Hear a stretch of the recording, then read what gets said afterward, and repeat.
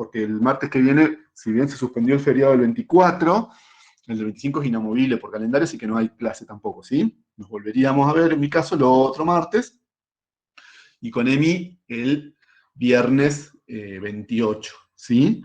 Que si se fijan es el TP 8, ya estamos medio terminando. Es muy loco porque estamos muy, muy sobre el final de la materia, falta todavía igual, dos terceras partes estamos ahora, pero para mí no, por cómo comenzamos no es un mal número.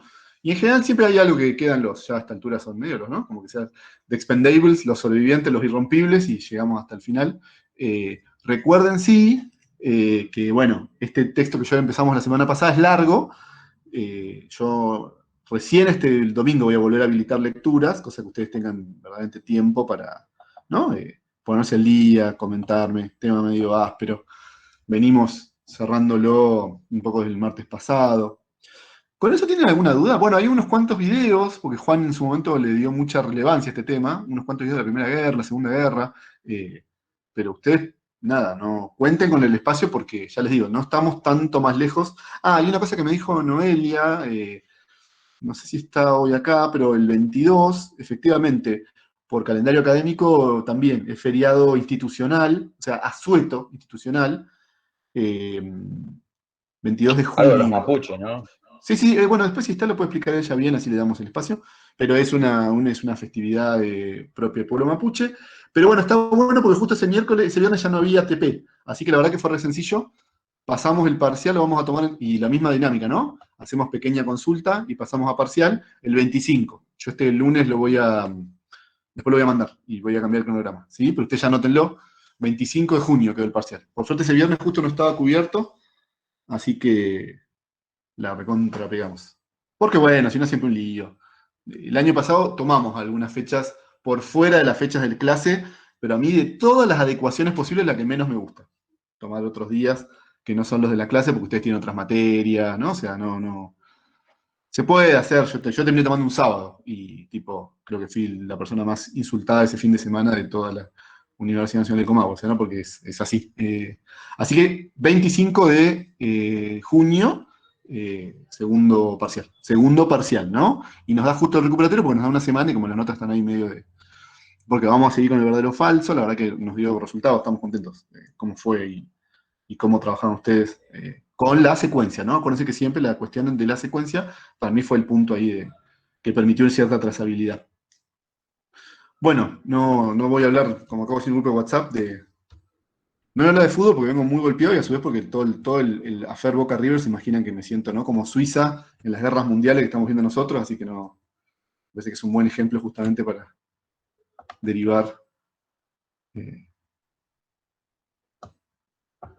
Bueno, algunos, a ver, pónganle, si tuvieran que decir qué vimos la semana pasada, tratemos de hacer ejercicio que lo hacíamos antes y el otro día como recuperamos lo del parcial y eso nos colgamos. ¿Alguno se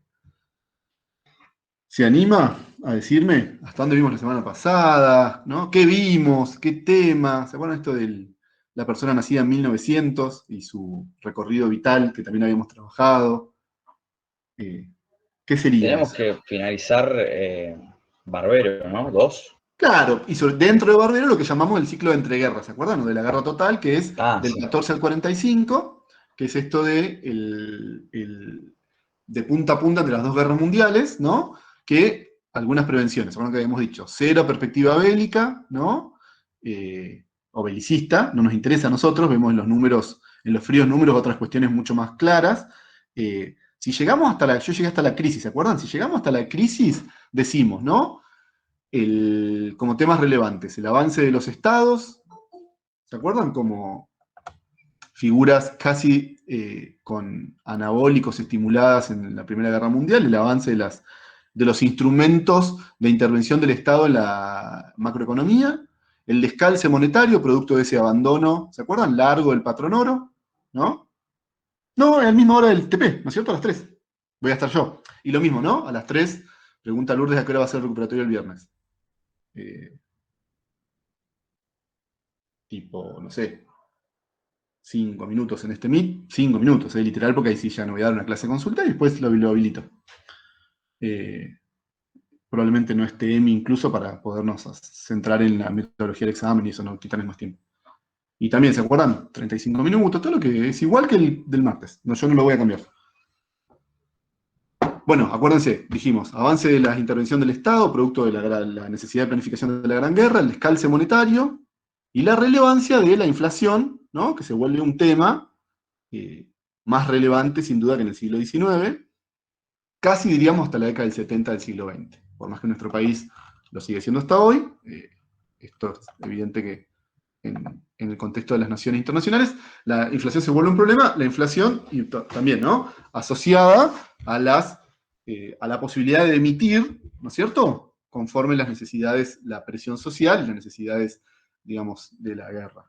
No, eso estaba haciendo una especie como ¿no? De secuencia de los grandes temas de la clase pasada. Y en las etapas, según lo que habíamos dicho, el auge, producto del final de la guerra, la crisis del 21, recuerden, ¿no? Primer gran temblor que va a terminar en la réplica del 30, y la salida, de las guerras no, ¿verdad? Porque vimos todavía la primera, ¿no es cierto? La segunda la vamos a ver hoy, porque van a ver que va a tener algunas particularidades. Y boom, crisis del 21, y después, ¿se acuerdan? La salida a la crisis 24-25, que es una salida relativa, esa especie de última apuesta al patrón oro, apuesta bastante heterodoxa, porque de hecho Francia en el 28 se sale, ¿no? Siempre recordando esta idea de que el patrón oro es una lógica de, digamos, acuerdo entre potencias para sostener flujos, ¿se acuerdan? De bienes y de capital en el mercado internacional. Eso, conforme te empezás a matar a tiros, ya no es tan fácil. Y conforme aparezca la crisis, ¿se acuerdan que habíamos dicho el otro día, revisar algunos números de la crisis? Esperen que voy a configurar esto entre la gente. Tenemos en cuenta y tenemos claro ahí, a partir de ahí, que no es tan sencillo diagramar una recuperación del mercado, porque la crisis, ¿se acuerdan que habíamos dicho? Tiende a generar todo lo contrario, la crisis del 30. Hablemos un poquito de la crisis de nuevo, si bien se acuerdan que habíamos dicho que la idea es no volver sobre todo el... Y si quieren yo voy a empezar a grabar, ¿sí? Así ya empezamos. Os repaso bien lo que es la parte que yo me tengo que concentrar un segundo, porque subir la escalera y mascar chicle me resulta en un todo. Bueno, bien. Bueno, bienvenidos, bienvenidas. Bienvenidos de nuevo. Vamos a hablar de el 30, que ustedes, de nuevo, un poco lo trabajaron bastante con el texto de Marcelo, el texto de Baines, que trabajaron con profesor, con Marcelo, con Emi, perdón. Marcel, es la Emi de la comisión de Joaquín. Lo vimos mucho en detalle, que es el texto de Baines, ¿no? Pero, digamos, teníamos como una primera referencia, que lo hablamos bastante incluso el martes pasado, ¿se acuerdan? A partir de algunas preguntas que incluso habían surgido desde el parcial, ¿no? Esto de, bueno, había sido es un momento donde se desencastran, ¿se acuerdan? Se separan la economía real de la economía, digamos, imaginaria, financiera o de casino, decimos nosotros, que es básicamente la cotización de las acciones en el stock, ¿no? Accionario de Wall Street, que replica valores, ¿se acuerdan? De burbuja. Voy a volver un poquito acá al chat. ¿Se acuerdan que... ¿qué hace, Juki? ¿Cómo andas? Buenas tardes. Yo hice una Hola, Fer. aceptación Hola, gente. pasiva. No quise Bueno, intervenir. bueno, bueno, pero estábamos extrañando tus síntesis en 3 puntos. Igual yo ya hice los 3 puntos hasta el 30. ¿Se acuerdan que habíamos dicho que, ¿no? Hay como un momento en las economías de burbuja, ¿se acuerdan que hay algún sector, ¿no? Que tracciona ganancias extraordinarias, construyendo una lógica de, ¿no? Atraer luego como la miel a las abejas, ¿no? Pero toda la llegada de los players, ¿se acuerdan que tiende a bajar digamos, esas expectativas de los agentes en tomar esa renta extraordinaria? Y más bien lo que produce luego es que te empiecen a desprender de esas, ¿no? Esas tenencias de acción en el caso de Wall Street, que generan exactamente lo contrario, ¿no? O sea, a una ganancia que hubiera sido normal, no extraordinaria, pero normal, pero construida a partir de endeudamiento. ¿Se acuerdan de endeudamiento desregulado? Esto de que no estaba muy regulado en general en los 20, la toma de deuda en los Estados Unidos, etcétera, etcétera. Bueno, todo el mundo quiere irse, ¿se acuerdan que presiona para abajo el precio de las acciones? ¿No? Dijimos el efecto puerta 12 o efecto, ¿no? Manada, estampida, también se dice. ¿Qué es lo que sucede? ¿Se acuerdan? Esa jornada fiebrada de octubre del 30, sin perjuicio de lo cual bueno, de hecho, según lo habíamos visto, este gráfico lo habíamos llegado a ver, hay otro rebote. Uno podría decir, bueno, listo, fue un sinceramiento del stock cambiario, ¿no? Que no había manera de que los valores de las acciones reflejaban ganancias que las empresas no iban a tener. ¿Se acuerdan? Fue una lógica que le vimos mucho con el Ford, el gran fracaso, ¿no? de Ford, por dar un ejemplo. Pero miren cómo, si bien va a recuperarse, vuelve a tener otra caída, no tan pronunciada, pero bastante relevante, ¿no? Casi de 100 puntos en julio del 30. O sea que acá se terminó de evidenciar que los problemas eran estructurales, ¿no? Y que en todo caso el sistema financiero, Joaquín siempre gusta de decir, es como una fuga para adelante, ¿no? De esos problemas que en algún momento te terminan alcanzando, ¿no? Sí, bueno, esta plata no la puedo poner más en la construcción, porque lo cierto que, ¿no? Conforme la reglamentación del estado de Nevada, ya hicimos 20 casinos y, no sé, hasta que no cambien tal cosa y se puedan hacer casinos en las reservas indígenas, va a haber, ¿no? Hay un parate y, bueno, listo, me voy a invertir en papeluchos. Pero a su vez son papeluchos, ¿se acuerdan? Que reflejan, ¿no? La actividad de la economía real. Entonces ahí, en ese gap, es lo que explota en octubre del 29, pero sigue durante todo el año siguiente. Se dice, es un mercado volátil, es lo que es una especie de eufemismo para decir, ¿no? Está todo podrido en las acciones. Bueno, alta volatilidad en el mercado financiero. Como se dice siempre, se visibiliza, se observa alta volatilidad. Bueno, altísima volatilidad, que de nuevo, ¿se acuerdan? Pega ese rebote en la economía real. Bueno, ahí tenemos, ¿no? La discusión sobre su consumo sobre inversión. Esta es la discusión de Baines, que ya la vieron con Emi. Baines dice sobre inversión.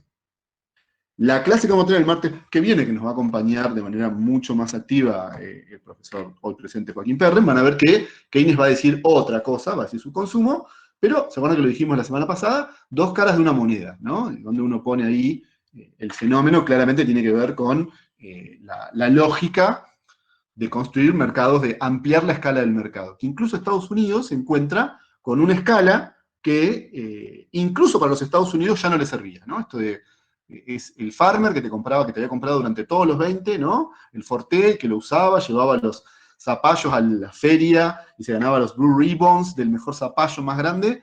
El tipo llega a un punto que no te va a comprar otro auto, y otro auto, y otro auto. Bueno, necesitas esa, digamos, amplitud de la escala que va a hacer que Estados Unidos, lo vengo anunciando del martes pasado, vaya por el lado de ampliar la escala de su mercado después de la Segunda Guerra, ¿no? Esto que ya no le alcanza al mercado interno. Incluso los Estados Unidos no le alcanza al mercado interno.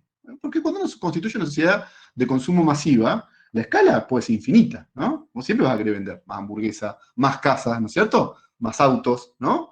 Más autos, más cubiertas, más que va a traccionar la industria del caucho, ¿no? Los eslabonamientos para atrás, los eslabonamientos para adelante, los moteles. Más mecánicos también, profe, ¿no? Sí, obvio. Incluso. Sí, total y absolutamente. La industria del automóvil de Estados Unidos, al día de hoy, ¿no? Tiene una cantidad de eslabonamientos tan entrelazados que yo creo que es algo que es imposible, ¿no? Meterse, y siempre decimos con Joaquín esto, tema de un par de clases más adelante, pero por ejemplo, si uno ve, ustedes no tienen por qué hacerlo, pero la serie de los 70, y vos decís, empezaban a aparecer en series re importantes policiales, la típica serie de la persecución, siempre hay una serie que ustedes no van a acordarse, pero para Joaquín y yo marcó mucho nuestra infancia, que eran dos policías que iban en moto, bueno, las motos eran Kawasaki, no eran motos norteamericanas, y eso es tipo, wow, ¿qué está pasando? Que la otra industria, con otros eslabonamientos, como es Hollywood, ¿no? Hollywood o los estudios televisivos, ¿no? No estén usando motos, digamos, nacionales. Bueno, van a ver que eso tiene que ver con otra cosa, que vamos a ver después de la posguerra, pero uno podría decir, todos los eslabonamientos van desde el mecánico, chicos, el hotel, la típica película donde se baja la pareja escapando, ¿no? Los 5 locos, y se toman el café, se comen ese bistec, pasa la moza, les vuelve le hace el refil de café, el refil de café, eso es todo el abonamiento.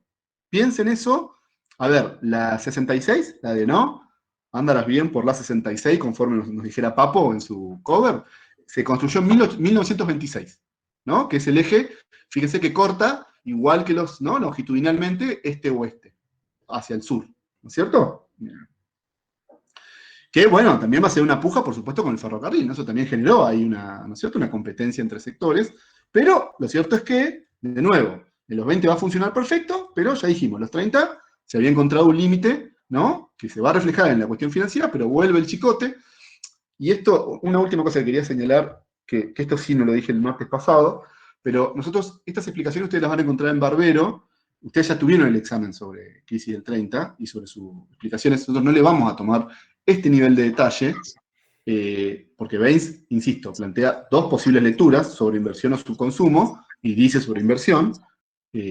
Barbero es más analítica. Solamente me interesa marcar una cosa que sí tiene que ver con algo que yo dije mucho la semana pasada, que es esta especie, ¿se acuerdan del sueño húmedo de Marx? De se acaba el capitalismo conforme la gran crisis. Marx, y sobre todo, ¿saben qué? Ustedes también lo vieron. Lenin, ¿no? Cuando decía, bueno, la gran guerra, ¿no? La tendencia a la baja de la tasa de rentabilidad al interior de los países, que después se traslada, ¿no? A la puja entre naciones, termina con una gran guerra en la que se sale sin capitalismo. Esto no fue así, lo vamos a ver mucho la semana que viene, fue muy por el lado de un capitalismo distinto, también lo vamos a ver un poco hoy con las salidas de la crisis del 30, pero algunos marxistas, tiempo después, relativizaron, y mucha gente, incluso en los 30, incluso en los 30, ya decían, se equivocó Marx, ¿no? Marx, gato, nada que ver, Lenin, te equivocaste. Bueno, empiezan a decir estos marxistas, se van a llamar regulacionistas, que son los que sostienen que lo que murió en el 30, definitivamente, es el patrón oro, no el capitalismo. Un tipo de capitalismo, un régimen de acumulación capitalista. Y vamos a salir por otra, que hasta va a tener su propia teoría, ¿no? Su pensador que es Keynes, todo lo que vamos a ver el próximo martes, que yo como siempre, no voy a spoilear. Ustedes saben que lo que yo menos hago es spoilear las cosas de esta materia. Pero digo, entonces, hasta el marxismo miró distinto esto. Es decir, ojo, no es que iba a cambiar el capitalismo, como bueno, por supuesto se pensaba en 1880, 1890, sino más bien un capitalismo, ¿no? Sin regulación. Y ese sí, muere definitivamente, ¿no? Ese sí, se acaba. Se acaba porque aparte, como le digo, vos tenés el Estados Unidos de los 20, ¿no? El Estados Unidos del Partido de los Negocios, según dice el texto que usted leyó para el TP, se clava en un desempleo en torno al 21%, el más alto en la historia de los Estados Unidos, mucho más alto que, por ejemplo, este año del COVID, ¿no? Altísimo. Bueno, esto, ¿no? Usted imagínense, es la locomotora que fue creciendo, ¿se acuerdan? Que su PBI prácticamente duplicaba el PBI per cápita de década a década, pasa a tener 20% de personas sin empleo, ¿no? Esto genera, por supuesto, una serie de repercusiones, y fíjense que recién se recupera hacia los 40, 10 años después, ¿no? Siempre decimos lo mismo, esto de los New Deal, que vamos a ver un ratito, aplica, pero en las décadas subsiguientes, ¿no? En los 30, los norteamericanos promedio la pasan bastante mal. De hecho, los 30 son todos esos dibujitos tipo Box Bunny que se llena de, ¿vieron la figura del tipo el linchera que va como con los petates, que es el palito con la bolsita? Bueno, eso es bien de los 30, ¿no? Girando por los bares, por los campos, sin Como laburo. pasaba el Chavo del 8 también, de ahí lo sacó, Sí, ¿no? pero el Claro. Chavo del 8 es de los 70, es la crisis de los 70 en América Latina, ¿no es cierto? Claro. Que No, también, bueno, pero sí. de ahí sacó, digamos, la bolsita y todo Claro, eso, claro, el sí, no, y palito. fíjense, no, y no está mal el ejemplo, ¿eh? No está mal el ejemplo, porque es, ¿no? Cómo van mostrando las crisis económicas en los distintos países que van atravesando en el arte. ¿Saben cuál? Es un ejemplo re bueno esto que yo les digo, Dumbo. Dumbo, por ejemplo, una película de los 30, que es un circo que prácticamente está buscando, no tiene casi público, y bueno, son, ¿no? Todo medio para atrás, y esto del payaso triste, es muy de los 30 también. Pero bueno, nada, tiene una base material porque estamos diciendo, bueno, de nuevo, ¿no? 20% de desempleo. Y acuérdense, eso va, si la locomotora se frena, no hay manera, ¿no? Que no genere una retracción porque los flujos, ¿se acuerdan? Dijimos, se van a interrumpir. Los países tienden a aislarse, ¿no? Su cartera de inversiones internacional se vuelve, por definición van a apostar, ¿no? A los fenómenos de la economía de su mercado interno.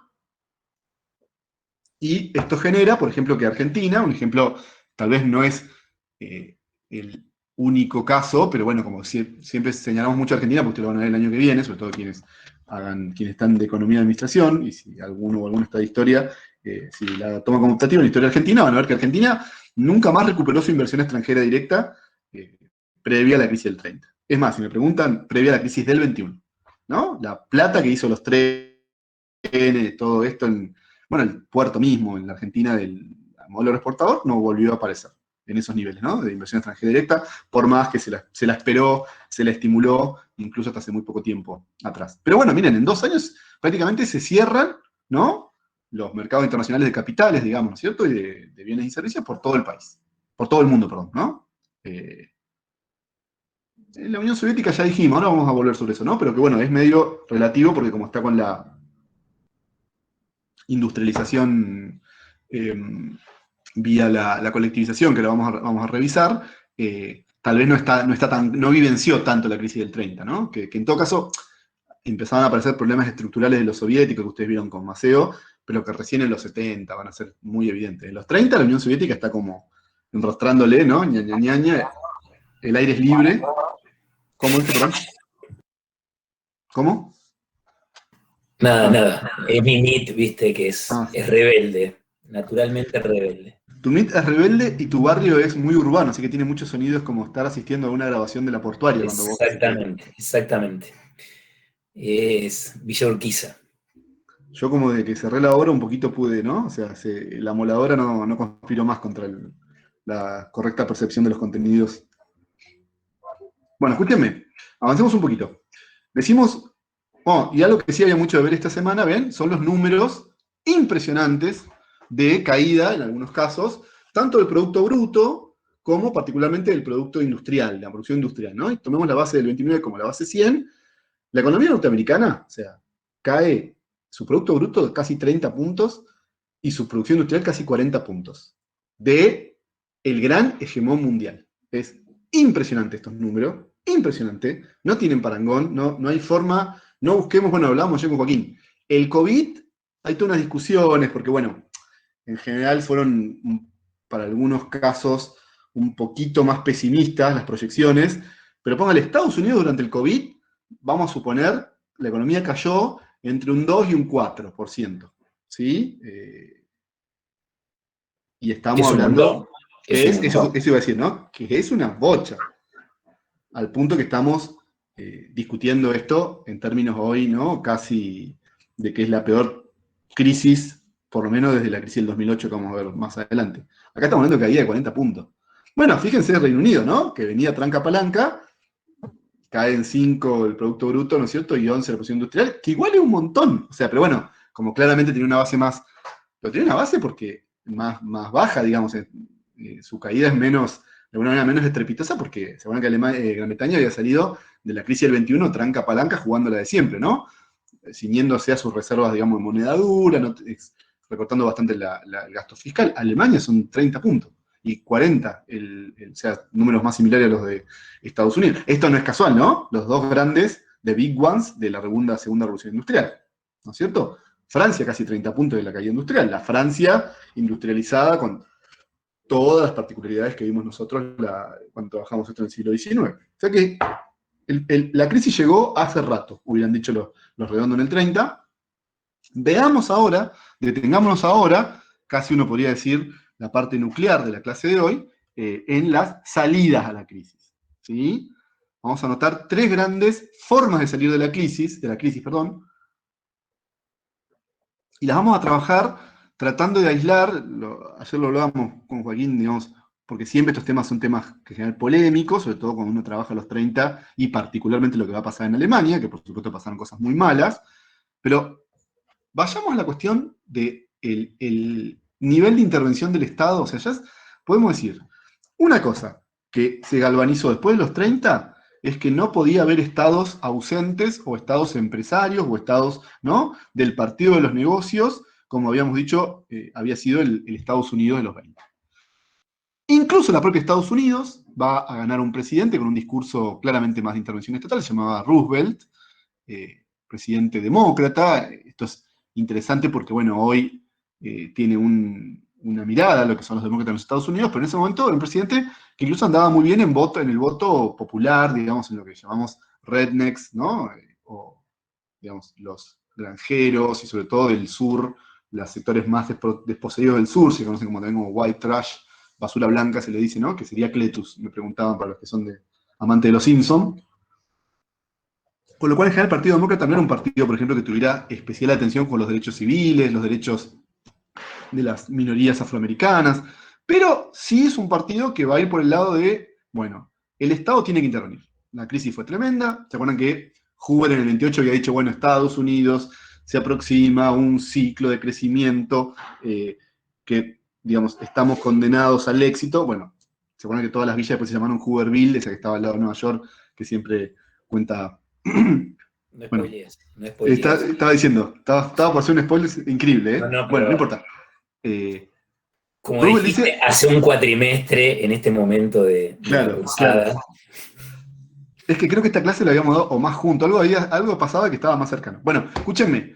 Lo primero que va a hacer Roosevelt, que ven que ahí le está dando como una especie de, ¿no?, de remedio al tío Sam, es, bueno, ir por una línea bastante lógica y básica de la historia de la macro norteamericana, que era, ¿no?, apalancar, que el Estado se hiciera cargo, ¿no?, de apalancar las inversiones que generaran una vuelta a, digamos, como que volviera a rodar la rueda de la, perdón, de la inversión, ¿no? Estimular, ¿no?, por el terreno de la oferta, que es básicamente lo que ustedes vieron en Baines, todos esos paquetes de ayuda, asociaciones intermedias de agricultores, empresariales, de desarrollo urbano, sectores, si ustedes quieren, más propios de las organizaciones empresariales. Claro, que también, de nuevo, seguían teniendo una mirada poco realista sobre los alcances reales de la crisis, que eran muy importantes. Entonces ahí hay una puja, Rubén dice, bueno, yo te voy a estimular, que vos puedas producir de nuevo, ¿no? Sin estos problemas que tuviste con financiamiento, particularmente, qué sé yo. Pero, por ejemplo, déjame que haya sindicatos, ¿no?, en las empresas, y en general que puedan mejorar los términos de lo que es el derecho laboral. Bueno, hay un juicio, los empresarios se negaban, claramente. Se acuerdan que decíamos que you are fired, ¿no? Tres palabras que hicieron grande esta nación, you are fired. Genera un empresariado que no se lleva muy bien con los derechos laborales. Ford, se acuerdan que yo les conté que te conocía el cumpleaños de tus hijos, pero no te permitía un sindicato. Hay un juicio en el año 35, la Corte Suprema falla en contra de los derechos laborales, el Acta Wagner, y Roosevelt la descabeza, y en general se vuelca hacia avanzar en un recorrido de una intervención más progresista, decimos nosotros, más reformista. No está pensando en socialismo ni nada de lo que ustedes hayan visto hasta ahora, sino que el Estado pusiera de alguna manera, y bajo distintos paquetes de ayuda estatal, plata en el bolsillo de los trabajadores para que los trabajadores pudieran consumir.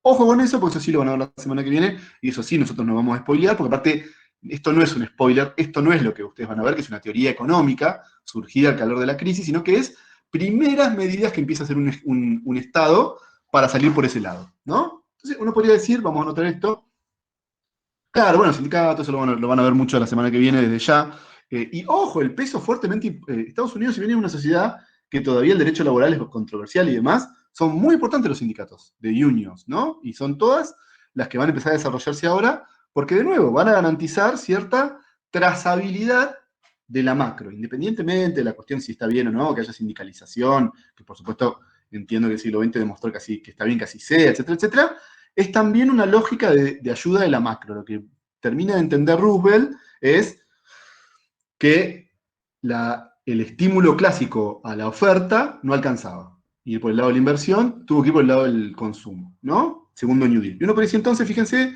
la primera salida de la crisis, ¿no? Vamos a anotarla. Llamémosla así, ¿no? Es el capitalismo.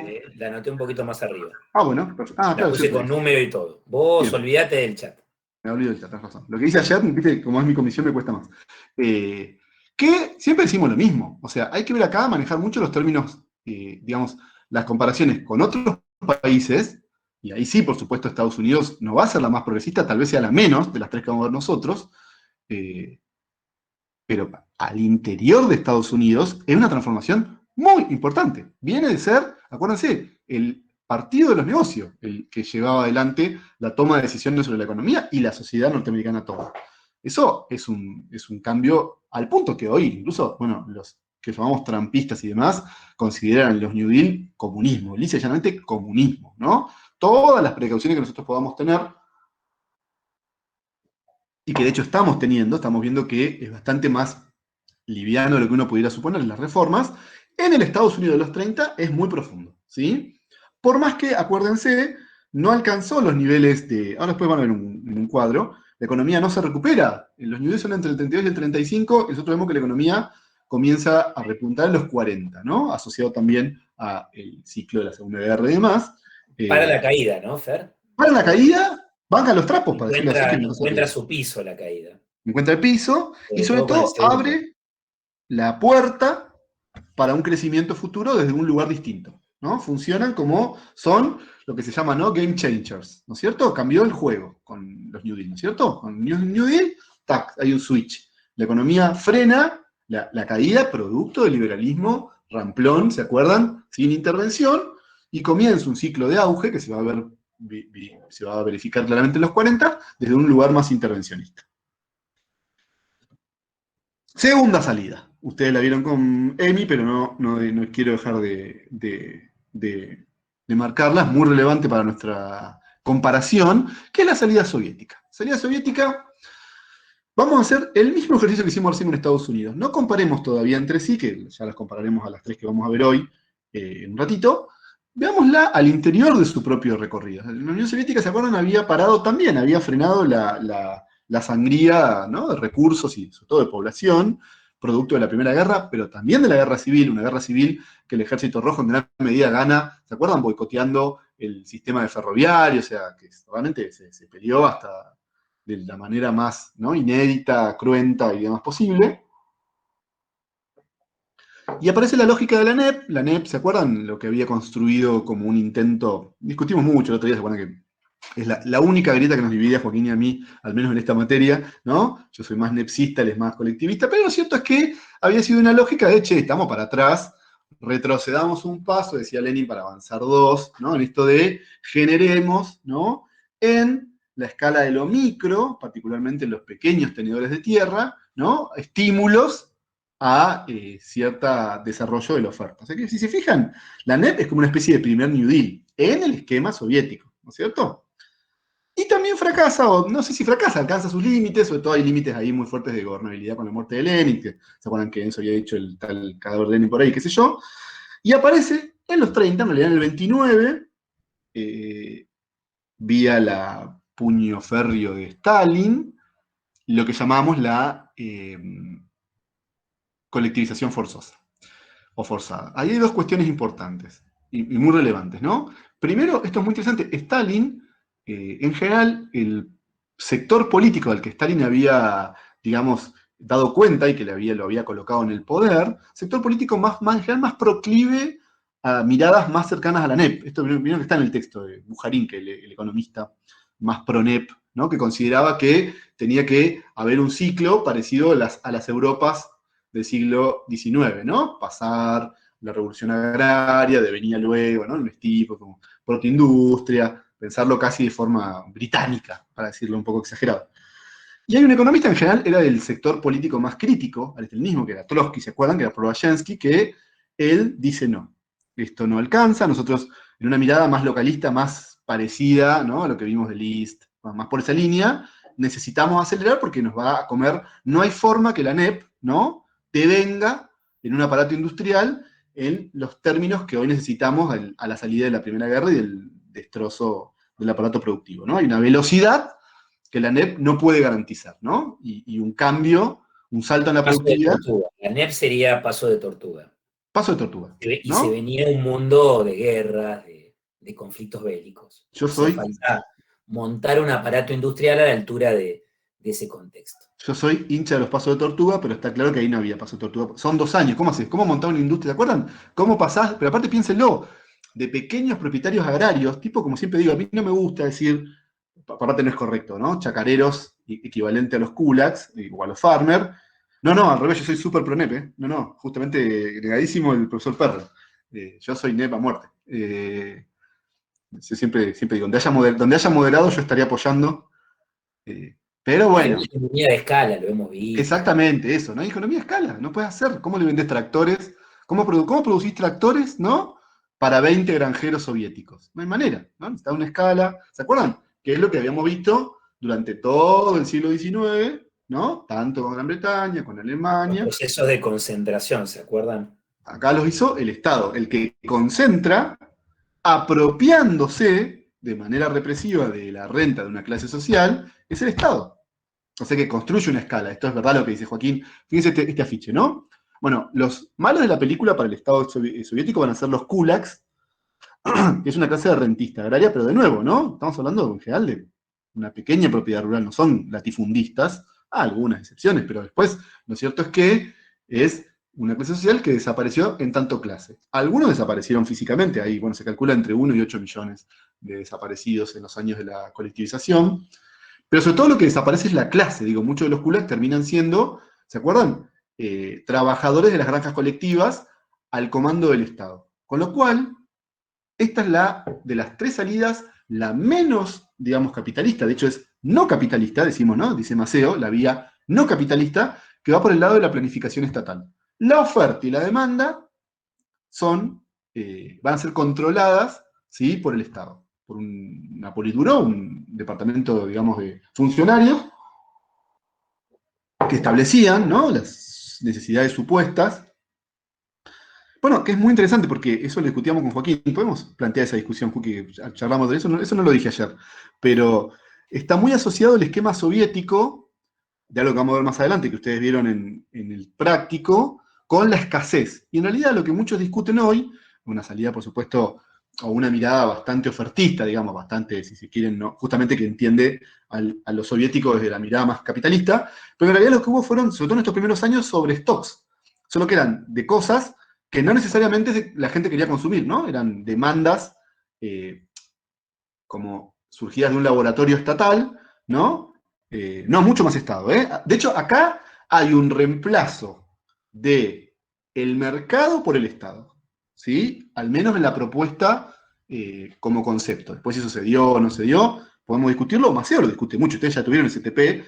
Maceo termina diciendo que no es tan dice que la planificación tan dura termina no planificando. El ejemplo es el famoso del Sí, y generando mercados negros también. 1000 mercados negros, digamos. No, y el ejemplo, ¿te acuerdas el hospital que hacen en la zona del norte con la misma fragua del cemento que en Moscú? Y tipo a los 2 meses se le había partido todo porque, ¿no es cierto?, todas esas temperaturas más bajas y otras condiciones climáticas, digamos, o sea, tipo había calculado la fragua del cemento, ¿no?, desde una oficina en una ciudad que tenía por promedio 10 grados más, digamos, anual.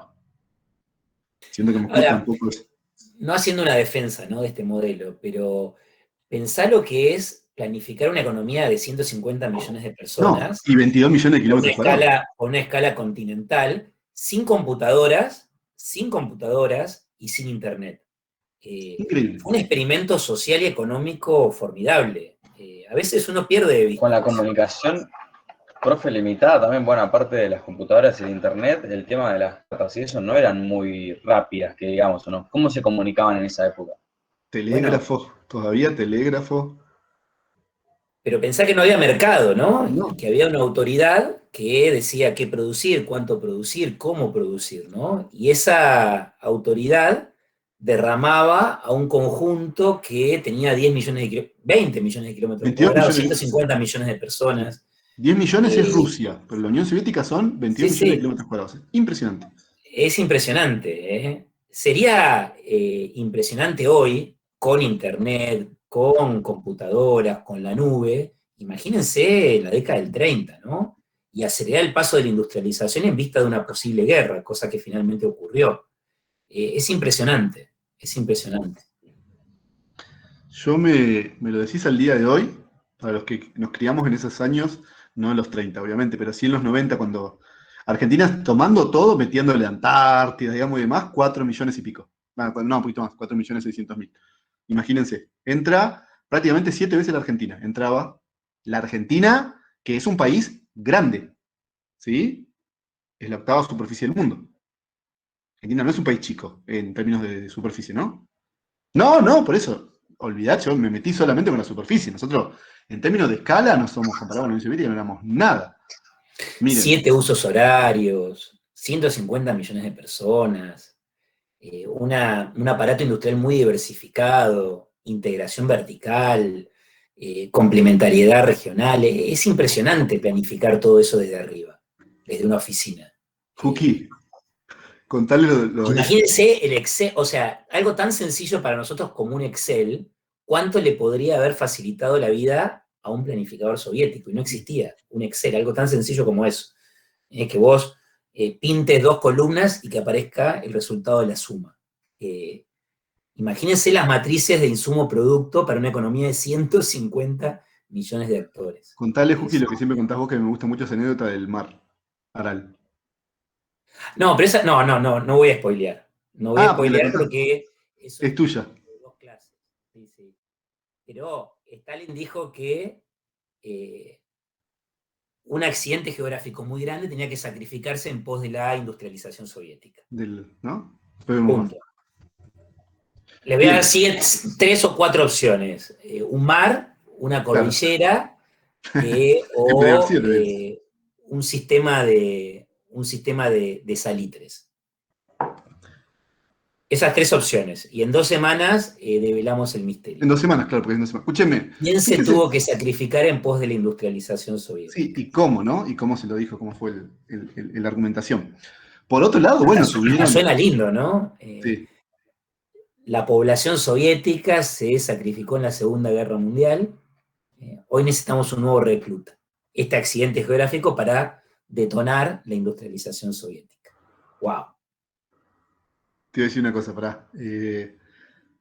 Ahí se me fue. No, bueno, que en esto incluso estuvieron palo a palo la carrera aeroespacial, digamos, porque tuvieron siempre un manejo de la mecánica de fluidos muy importante. Sí les falló, porque lo que decía Joaquín, no llegaron a poder desarrollar, por ejemplo, la electrónica. Ahí ya pasó de ese switch. ¿Ven? Esa innovación, digamos, radical, lo sacó, sobre todo a partir de los 70, de la tecnología de punta. Ahí apostaron, tuvieron una mala decisión. A mediados de los 60 tenían la opción de desarrollar innovación en el campo de la electrónica y la informática, o por vía de la inteligencia, robar secretos industriales norteamericanos. Y apostaron todo al sabotaje industrial, al robo de patentes, de licencias y demás.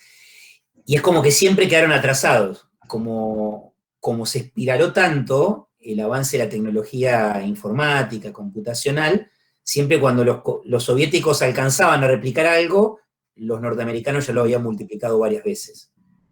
Y esa fue una mala decisión a mediados de los 60. Creo que de Americans trata de eso, ¿no? Que a mí me la recomendaron ahora. Sí, está muy buena Americans, exacto. Pero es para la década del 80, no nos adelantemos. Pero bueno, todo nace acá, ¿no? Nace acá y fíjense de nuevo, ¿no? El kulak vestido lo más cheto que se puede vestir en ese momento, ¿ven? El puño, esto nos decían ayer los chicos y nos gustó mucho esta imagen con Joaquín, ¿no? Es la mano visible del Estado, ¿ven? No la mano invisible del mercado, no la mano de la empresa, del Estado, que se está llevando puesta una clase, y detrás un coljocio, una granja colectiva y los tractores, ¿no? Esto que se acuerdan que Rusia llega a desarrollar en los años de la guerra, de la crisis del 30, su primer tractor, una hazaña de la agroindustria, ¿no? Para ese momento. Por supuesto que esto, dijimos, es el más corrido hacia la izquierda, hay un reemplazo del Estado por la planificación del Estado, ¿sí? Insisto, por lo menos en los términos de cómo fue concebida la colectivización. Y queda en la mitad, este es el punto medio en discusión, que es qué pasó en la usanza de lo que había sido el caso alemán, ¿no? Los fascismos. Nosotros prescindimos bastante de una explicación conceptual, ustedes lo ven en sociología, en hablar si hay estudiantes de historia que en otras materias, tipo Universal 2, uno podría decir, bueno, el fascismo es una salida anti-ilustración, producto de todas las fallas que vimos nosotros había surgido, digamos, es el último gran ataque al liberalismo, ¿no? De finales del siglo XIX. El liberalismo del siglo XIX es un liberalismo, ¿no? Que permitió que creciera el comunismo o que crecieran, digamos, los ricos, que se sacaran todo a espalda del pueblo. Bueno, ahora tiene que haber un líder fuerte, ¿no? Que ponga a funcionar la economía y la sociedad. Eso, ya le digo, es una definición muy sucinta, la podemos ampliar, que le cae como anillo al dedo a una figura, que es la figura de Hitler, como podría haber sido cualquier otra, hay muchas figuras de este lugar, hubo muchos, de hecho hubo un Hitler en Gran Bretaña, que era Mosley, es decir, hay algo ahí de la crítica al liberalismo, porque el liberalismo realmente entra en una crisis de descomposición muy profunda en los 30, Hitler va a ir por el lado del pangermanismo, de la alemanidad, pero eso ya vimos nosotros, que lo mismo hizo Bismarck. Y se acuerdan que cuando una figura de un Estado, ¿no?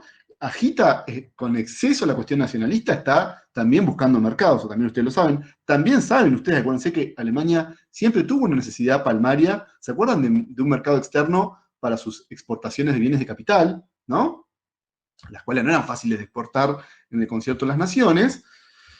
Pero, bueno, queda ahí como perspectiva de una especie de liderazgo de esto que no es el liberalismo occidental, ¿no? Donde aparece también Stalin, lo que estamos viendo recién, pero bueno, Mussolini, Franco en España, que nada que ver, digamos, la economía política franquista. Francia ya España es un país atrasado para el siglo XX, no solo no es un país de las potencias, sino es un país, parece por momentos un país, digamos, más propio de un espacio periférico, no sé, América Latina, que Europa, y Hitler jugando un poco la idea de Batuta en esta caricatura, que es de la época, del 35 creo que es esta caricatura, porque está sentado en la locomotora, ¿no? del mayor, de la potencia industrial después de los Estados Unidos, que finalmente eso era Alemania. Por eso había sido tan marcada, acuérdense, la presencia de la hiper. Tipo, no es una hiper en cualquier lado. Una periferia como Argentina o Venezuela, que decíamos la semana pasada, es la hiper en Alemania.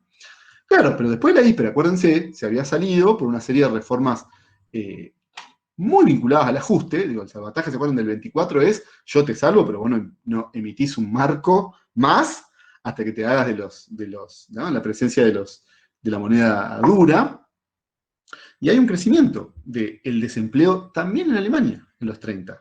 De hecho, el año donde el desempleo llega a su pico, tanto en promedio, digamos, como en la tasa mensual, es en el 32, que es el año que la derecha que gobernaba, la derecha conservadora, digamos, clásica alemana, que había sacado a los socialistas de Weimar después de la hiper, qué sé yo, gobernaba, no tienen el respaldo social y van por el lado de, o sea, surge una candidatura, un liderazgo real de Hitler, que surge por el lado de la crisis económica.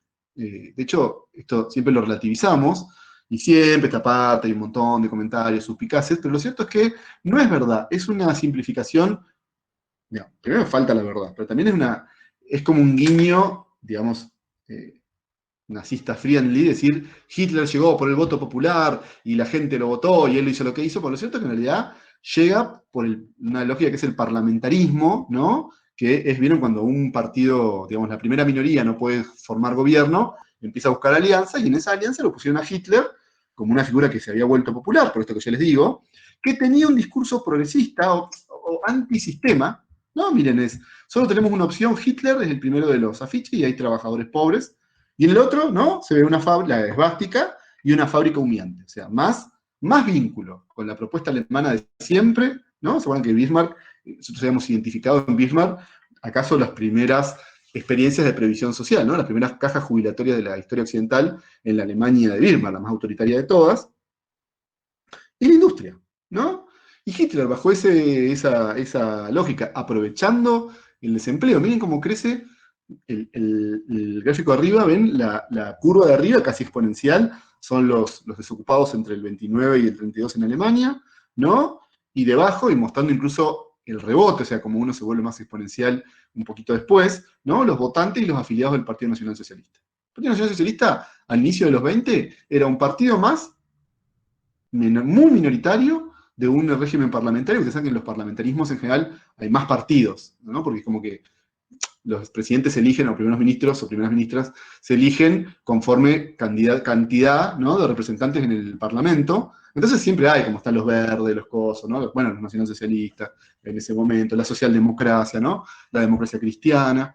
Bueno, che, Hitler, mirá, esto es un bardo, hacete cargo vos, ayudanos. Hitler al año prendió fuego el Congreso, la quema del Reichstag, ¿sí? O sea, no es un recorrido normal, es un recorrido donde la presencia de la crisis económica y de los problemas estructurales de la situación alemana se habían sido muy palmarios, pero también, como también gusta decir Joaquín, yo coincido mucho, también Hitler agarra una economía súper saneada, le habían hecho el ajuste. No solo eso, el 32 es el último año donde Alemania paga los costos de la represión de la guerra. O sea que queda súper aliviado de los servicios de la deuda en moneda dura, ¿no? Le dejan un país a Hitler ajustado, verán ahí, ¿no? O sea, no tuvo... ¿Cómo, perdón? Con reservas en el Banco Central, por Por primera eso, vez en reservas, 10 años. ¿no? Las reservas de 8 o 9 años de disciplina Sí, sí. fiscal. Bien lo que dice Joaquín, bien lo que dice Aula 8, iba a decir, pues el chiste de los lunes. Joaquín lo dice claramente, ¿no? Y nosotros lo decimos esto con total claridad, es decir, no, y de nuevo, y que después Hitler haya utilizado estas herramientas, digamos, para una expansión genocida, bueno, también es parte del clima de la época. Miren, hay una frase de Hobsbawm, dijo, si en los 20 se hubiera dicho que un líder hubiera empezado una conquista a escala mundial, apalancándose en la muerte de los judíos, hubieran dicho, qué malos son estos franceses, porque las usinas judiofóbicas eran mucho más fuertes en Francia que en Alemania, como nos muestra el caso de Dreyfus, que era un alto general que lo habían echado tipo por un juicio y después se demostró que era simplemente por ser judío, ¿sí? Con lo cual, en realidad lo que hizo Hitler es oler el clima de la época y aprovechar una perspectiva macroeconómica muy, muy favorable para ir por el costado en el que terminó, ¿no es cierto? Siempre decimos lo mismo, no estamos exculpando a Hitler, sino más bien pensando que todos los otros no eran tanto más buenos, ¿no? ¿Ya tuvieron estadística ustedes? No sé, no. No, todavía. No, profe. Bueno, hay un ejercicio que se llama de correlación. Ver cómo se mueven dos variables en una serie temporal. Y esa correlación puede ser positiva o negativa. Si se mueven de la misma manera, cuando crece una, crece la otra, es una correlación positiva. Y cuando una se va para arriba y la otra para abajo, de manera simétrica, sería -1. Fíjense la correlación positiva que existe entre el número de desempleados y la cantidad de afiliados al nacionalsocialismo.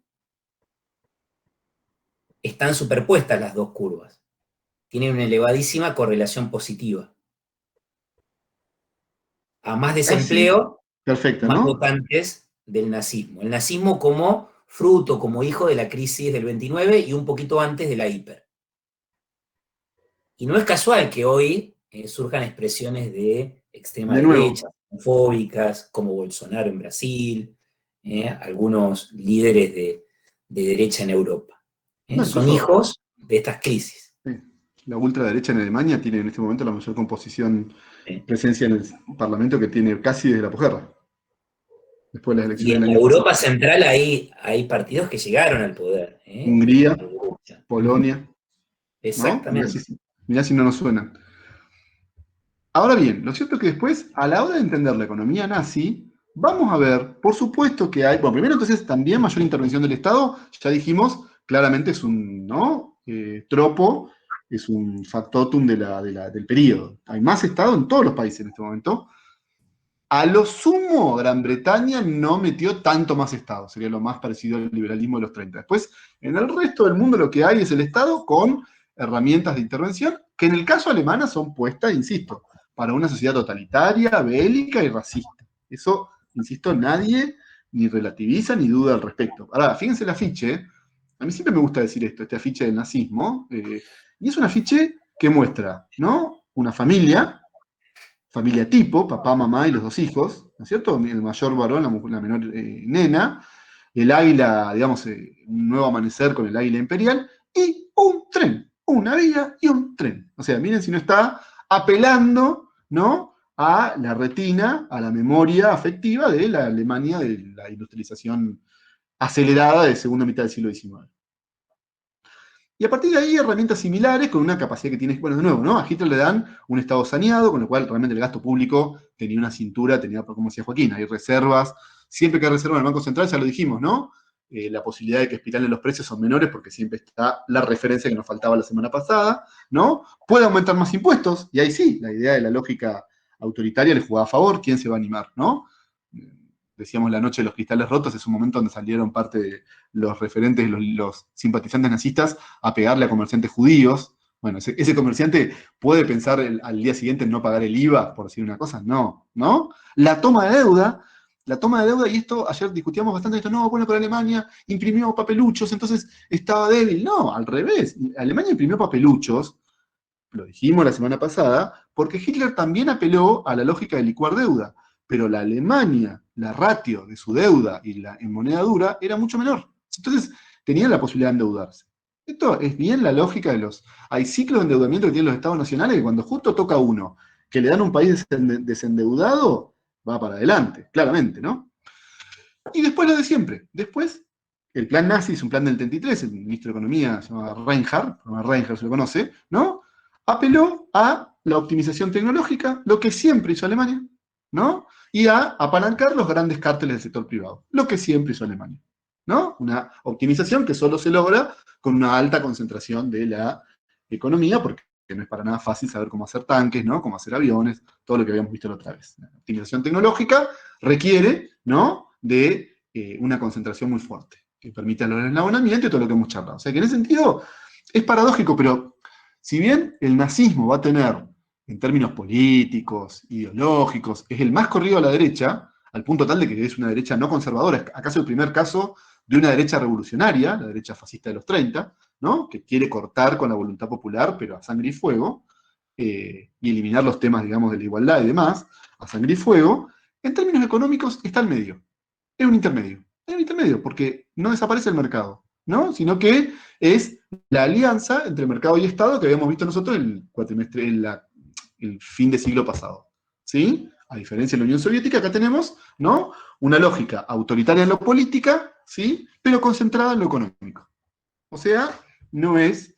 es más, de hecho es una economía más parecida a Estados Unidos que a la de la Unión Soviética, la de los nazis. Si se me permite una opinión personal, pero bueno, es bastante atendible, es bastante respetable. Y de hecho, si alguno vio, hay una película que se llama La Caída, que son como los últimos 15 días de Hitler en el búnker, qué sé yo. Una película bastante linda para ver y que seguramente ya han visto una escena que es cuando se enojó, la típica escena que dice, se enoja Hitler porque ganó River, se enoja Hitler porque perdió el Madrid. Y así él ya quedó como un factotum para las cargadas de fútbol, de otras cosas. En realidad, la dobla, ¿no? Le ponen doblada, porque perdió Macri, porque perdió Scioli. Sí, esa escena que vieron 1000 veces, esa escena existe en una película más larga, donde hay un momento que Hitler lo dice directamente, che, bueno, pero escuchá, me están llegando los norteamericanos, ¿qué hacemos? Le vamos a decir que nos apoyen a nosotros para que nosotros seamos el freno al comunismo que realmente, sí, ya se falleció Bruno Gantz, para que nosotros frenemos al comunismo en su expansión vía la Unión Soviética.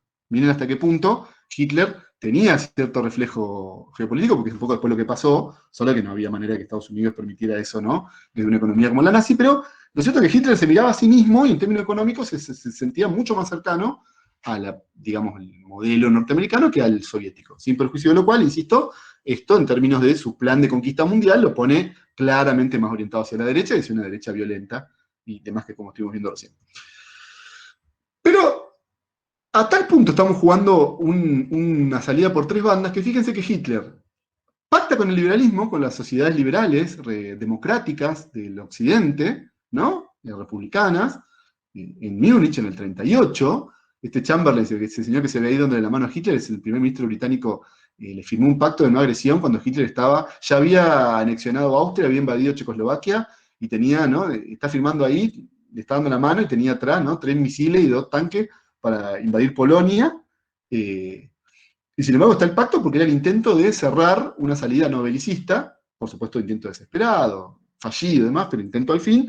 Y a su vez Hitler, al año siguiente, firma un pacto con la Unión Soviética de no agresión, el pacto Ribbentrop-Molotov. Miren cómo en esta caricatura, que también es desde época, está Hitler, Stalin, los dos con dos sendas pistolas, ¿no? Dice, uno está tomando al otro para caminar, o sea, uno de los dos está invitando al otro a caminar y los dos tienen una pistola, o sea, sería quién va a matar al otro. Y detrás, miren qué interesante, aparece ya la segunda mitad del siglo XIX frente a nosotros, la lógica de los pozos de petróleo, ¿no?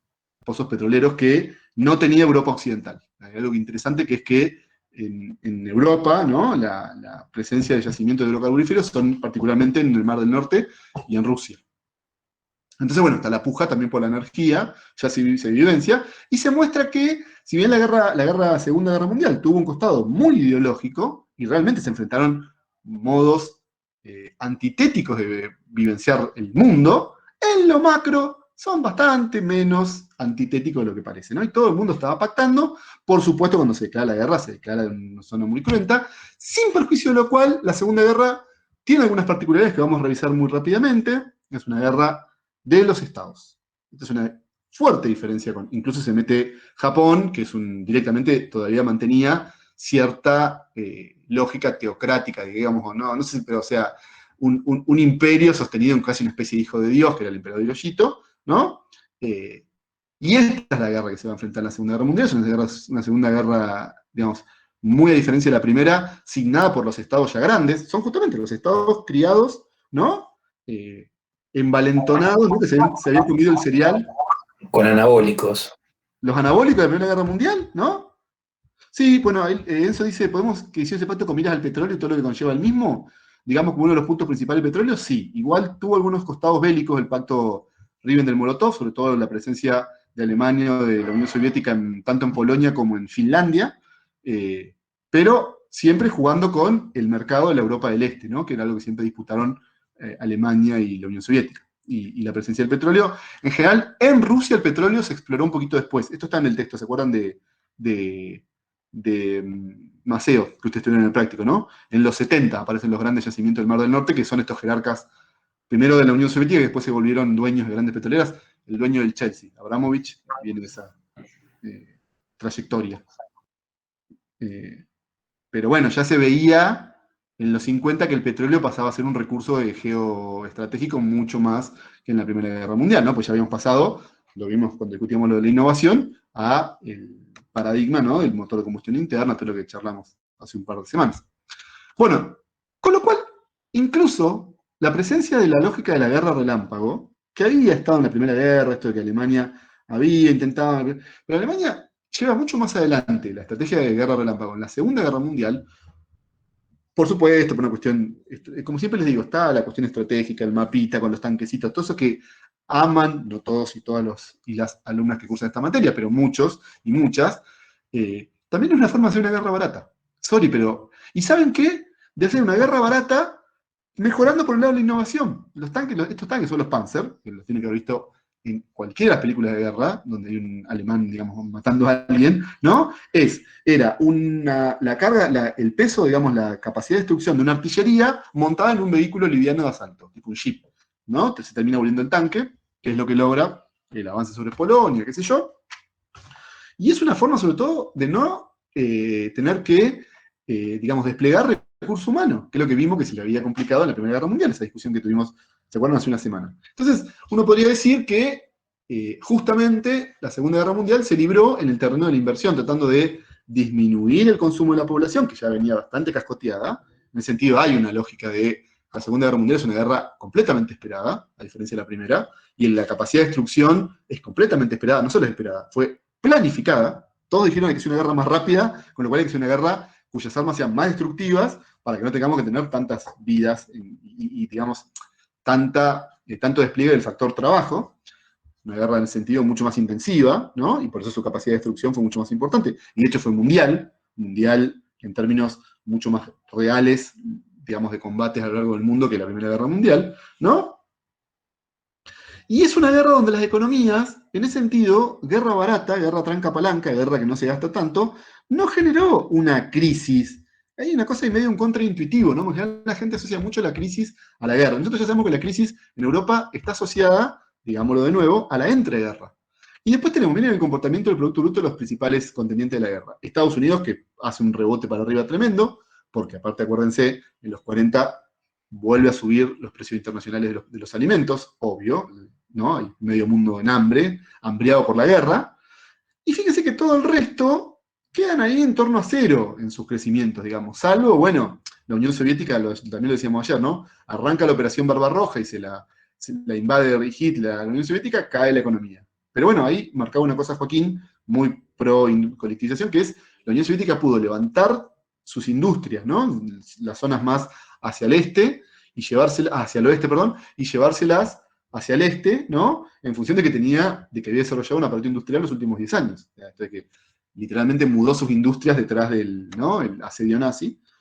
Y Alemania, fíjense que tiene la crisis y la caída de su economía hacia el 44, cuando es invadida y también, ¿no? Tiene un parate a su producción. Después, no tienen performance tan mala las economías si uno toma la guerra. Ni hablar si comparábamos con el 30, ¿ven? Pero por eso, porque fue una guerra pensada con baratura, fue una guerra pensada con planificación. A partir de acá, la innovación pasa a ser un fenómeno que vamos a tener un primer punto previo, ¿no? Innovación más desarrollo, que es la investigación del Estado, ¿sí? Y casi todos los grandes temas de la segunda posguerra, que van a ver con Joaquín dentro de 2 clases, arrancaron por la relevancia que era esto para los estados. Y los estados en guerra. de la Segunda Guerra Mundial, ¿no? La radarización, como decía, ¿no? Los vehículos de asalto liviano, los misiles, la bomba de hidrógeno, todos después han tenido, digamos, como usos civiles, ¿no? Que se derramaron en las sociedades civiles, pero partieron de exploración militar, los aviones caza, ¿no? Justamente el petróleo, todo objeto de investigación del Estado para hacer más guerra, que después se vuelca en la sociedad. Esta es una diferencia con la Primera Guerra y con lo que vimos a finales del siglo XIX. Hasta acá se meten los estados. La innovación va a ser un fenómeno estatal belicista, ¿no? Y esto lo vemos también, fíjense cómo, este es un caso muy duro, pero que marca esta racionalidad económica que yo venía señalando. Lo que ustedes ven ahí, esa lata que ustedes ven ahí es el ciclón B, es el gas que se usaba en los campos de concentración para matar a los judíos en las cámaras de gas. Con una empresa concentrada, que es la IG Farben, de donde viene Bayer. Bayer este es el consorcio empresarial era en ese momento más importante de Alemania. Y ya les digo, se llenó de plata porque o sea, es dramático lo que pasaba en los campos de concentración, pero también era rentable. Y estaban organizados, incluso hay un autor, Feuerstein, que dice que bueno, los campos de concentración eran fábricas fordistas de la muerte, ¿no? Líneas de montaje que en vez de auto tenía joyas de los que iban siendo llevados a los lagers y demás, y funcionaban como una empresa. La racionalidad de la muerte en los campos de concentración, ¿no? Fíjense qué loco. La mancha azul es Auschwitz, que es el campo de concentración más grande de Alemania, y miren cómo varias veces superior en tamaño en la planta de producción de ese gas. Es impresionante, esto es infame. Pero miren cómo, por ejemplo, en la sucursal, los accionistas, ¿no? De la sucursal de la American IG, encontramos a Ford y Standard Oil. O sea, Ford y Rockefeller. Los dos apellidos que fuimos viendo nosotros, que fuimos trabajando, ¿se acuerdan? Que fuimos señalando en la final del siglo XIX, bueno, ganando de manera indirecta a través de su paquete accionario, qué sé yo, ¿no? Por la mejora en la rentabilidad de una empresa, cuya mejora en la rentabilidad la había logrado vendiendo gas para los campos de concentración. O sea, miren cómo la vinculación entre Estado, ¿no? O en todo caso, Estados con pretensiones bélicas, con ansiedades bélicas, y grupos económicos, es muy fuerte. Las guerras también son rentables, eso lo vamos a ver mucho en la segunda posguerra, lo van a ver con Joaquín, pero uno puede decir realmente que se van armando complejos industriales militares, ¿no? Que tienen como una racionalidad económica militarista. Entonces, bueno, yo veía que decían por ahí, vender armas en el mercado negro, vender armas durante la Guerra Fría, todo eso empiezan a hacer acá, ¿no es cierto? Esto de, bueno, vos tenés fábrica de armas, como toda sociedad de consumo, estas fábricas tienen que consumir, tienen que lograr generar una oferta, una demanda a su oferta, ¿no? Entonces, bueno, habrá que hacer más guerras, por ejemplo, ¿no? Y hay cosas muy locas como una guerra Irak-Irán, que es del 80 al 88, que prácticamente el mismo proveedor de armas para los dos bandos, ¿no es cierto? Claro, todo esto, vamos a ir un segundo, una gráfica que para mí es muy importante y para después volver al chat, va a terminar generando lo que dijimos desde el inicio de la primera clase la semana pasada. Este es un periodo de total y absoluta, digamos, mediocridad en la performance de la economía. Si uno toma, ¿no? La serie de dos décadas posteriores a la Primera Guerra y a la Segunda Guerra Mundial, vemos que la Primera Guerra quedó prácticamente hecha, el crecimiento es muy pobre, y vemos que después de la Segunda Guerra Mundial el crecimiento es por momentos casi exponencial. Esto desde ya, que va a tener que ver con toda la teoría que van a ver la semana que viene y todo lo que vamos a ver entre los 2 martes con la cuestión de la segunda posguerra. Pero en un punto, y con esto vamos a ir terminando esta especie de gran clase de dos encuentros, en un punto tiene mucho que ver con algunas cuestiones que ya eran claras cuando estaba medio cerrando la Segunda Guerra, ¿no? En los últimos años de la Segunda Guerra, en el año 44, por ejemplo, las potencias van a reunirse, perdón. Se enfrentaron en términos macroeconómicos, pero se reunieron, se dieron la chance de reunirse.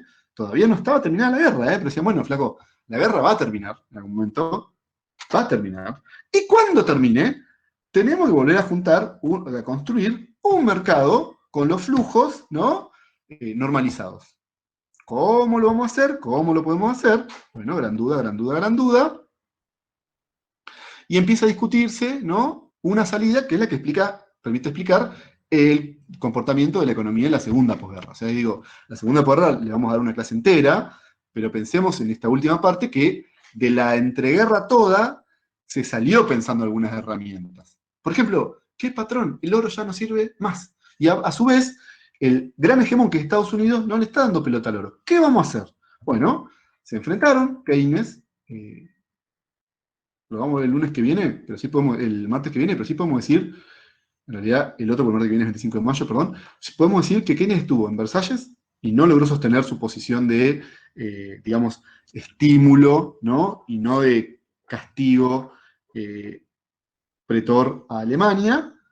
Y acá Keynes sostuvo la idea de construir una especie de moneda mundial, de un patrón de intercambio, digamos, una moneda que funcionara en términos casi de todas las potencias internacionales. Y también vuelve a ser derrotado, o sea que Keynes era un gran, ¿no? El Héctor Cooper de los acuerdos internacionales, pero llama White, académicamente. ¿Cómo, perdón? Yo sí me agarro y chusmeteo un poco el. Nada. Siempre decía el Racing cuando daba este chiste, no me parece intelectualmente honesto decir eso estas semanas. Pero, a ver, un gran derrotado por esto que le digo, porque White, por ejemplo, el representante norteamericano, no tenía los pergaminos académicos de Keynes, que vamos a revisar el próximo encuentro, pero sí tenía los fierros de Estados Unidos. Y dijo, lo que va a ser el próximo patrón de intercambio es el dólar. Basta del oro británico, ¿no? Y efectivamente termina saliendo una paridad fija entre dólar y oro, y lo que vamos a conocer como patrón dólar-oro, que permitió realmente generar una estabilización muy fuerte del mercado internacional y una estabilización y un crecimiento, digamos, ¿no? Porque vuelve a reactivarse ya sin la necesidad de acuerdos, ¿no? A tantas bandas, esos pactos de caballeros de finales del siglo XIX, sino acuerdos bajo el gran hegemón que es Estados Unidos. Pero toda una lógica de decir, bueno, tiene que haber, ¿saben qué? ¿Saben por dónde se avanzó? Es tan importante el Estado en la entreguerra y los mecanismos del Estado, que incluso se sostuvo la idea de que en los diferendos entre los Estados nacionales tenía que haber un Estado que fuera por arriba de los Estados nacionales, que fuera supranacional, decimos nosotros, supra, ¿no? Estados-naciones, supraestatal nacional, que son, ¿no? Cobijados bajo el paraguas de la ONU, que es como una especie de presidencia del mundo, si se me permite la expresión. Por supuesto, esto hoy tiene otro funcionamiento, saliendo de lo que era el fallido, que lo vimos, ustedes lo vieron en el texto de Baines, de la Sociedad de las Naciones, que tenía mucho más que ver con una especie de federación de países, perdón. Acá estamos hablando de organismos que funcionen para toda la dimensión mundial. En términos políticos, la ONU, pero sobre todo nos interesa a nosotros en términos económicos. Por ejemplo, las sociedades no funcionan cuando pierden liquidez, ¿se acuerdan? Tienen problemas en su estructura, digamos, de financiamiento, qué sé yo, pero eso de luego golpea la economía real y caemos a fuertes crisis de los países. Bueno, tendrá que haber una especie de banco y de prestamista que le preste a los países que les vaya mal, va, les presta a tasas baratas, es finalmente prestamista de última instancia, lo que decíamos la semana pasada. Los países mejoran, pueden vender más, mejoran su balanza de pago, su balanza comercial, qué sé yo, todos contentos, ¿no? Y nacen así el Fondo Monetario Internacional y el Banco Internacional de Reconstrucción y Fomento, hoy conocido genéricamente como Banco Mundial. En general, siempre decimos, el Fondo Monetario más vinculado a los asuntos de la coyuntura, las herramientas de la macro, sobre todo para sostener tipos de política monetaria, surgió sobre todo, particularmente, ¿no? Sostener, apaciguar inflaciones y demás. ¿Cómo, perdón? Bien. No, nada. Era simplemente para evitar esa carrera de devaluaciones de la inmediata postcrisis. Que había sido. Terminó por cerrar las economías sobre sí mismas. No, esto de che, si la inflo del 23 te generó un Hitler, bueno, no puede haber infla del 23. O sea, ¿no es cierto? No puede haber. O sea, inflas similares en la posguerra, ¿no es cierto? Y lo cierto es que no las vuelve a ver en Europa. Después ya dijimos, en las periferias, se puede discutir, pero en Europa no. Y en general el Banco Mundial tiene más que ver con cambios de largo plazo, es el que va a financiar carreteras, ¿no es cierto? Infraestructura. Bien, eso, infraestructura, ¿no? Y un tercer organismo, acuérdense, supranacional, multilateral, digamos, que es lo que hoy es la OMC, Organización Mundial del Comercio, que empieza como un acuerdo de tasas y tarifas Que es lo mismo, si el flaco no puede, o sea, venimos de los 30, venimos de la pobreza, la Primera Guerra, Segunda Guerra, necesitamos un choripán, un fernet, ¿no es cierto? Hay que recuperar la economía. Basta de cobrarme pavada de impuestitos. No. Saquemos las tasas y las tarifas en general para recuperar la potencia del mercado mundial. Que luego la OMC es mucho más que eso, porque directamente es hoy un organismo que un país puede decir, che, para mí tal país está haciendo dumping con el petróleo. En general Argentina, por ejemplo, ha sido acusada de dumping China. Bueno, funciona como un tribunal comercial mundial, ¿sí?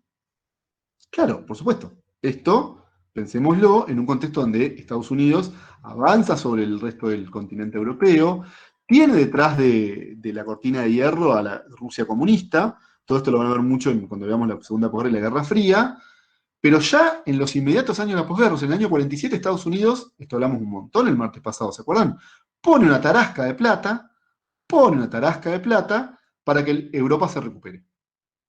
Primero, por la lógica, porque es el freno al comunismo. Si toda esa gente sigue mal, va a tener ideas más que raras en su cabeza, nadie quiere que suceda eso, bueno, hay que poner un billete. Y es muy interesante, siempre decimos este ejemplo, miren ahí en el mapa de la izquierda, en verde son los países que recibieron financiamiento norteamericano, la columna roja es la barra, digamos, la cantidad de miles de dólares, de miles de millones. Y fíjense que España figura en gris, no tuvo. Bueno, porque España estuvo en la Segunda Guerra, la Guerra Civil, perdón, entonces, pero bueno, apoyaron a los nazis, y Franco era como un nazi, un dictador, y no hay que financiar a ningún dictador.